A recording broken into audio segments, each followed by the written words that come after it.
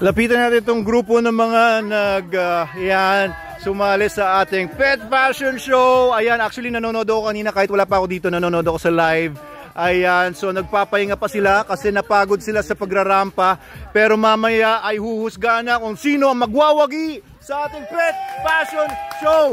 Ayan, ayan. Okay, kita nyo naman talaga mga effort na ginagawa nila dito. Tingnan nyo yung mga pinagsusuot ng mga aso dito. Hello, puppy! Ayun, oh.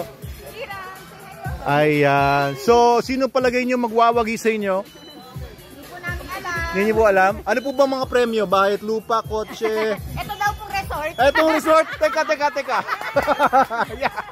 Hey. Ayan. So, ilan po yung mga lumaban sa Pet Fashion? 9 po kayo.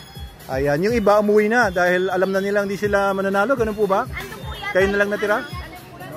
Nagsasangyu pa yun. Nandun sa ating sangyupan yung mga ibang contestant. Ayan, nagpapahinga, nagre-recharge para sa kanilang may panghuling rampa pa ba? O wala na? Announcement na lang po mamaya. Kasi ang mga nag-ano nito, ang mga nag-judge ay sila Miss Cristea Ilag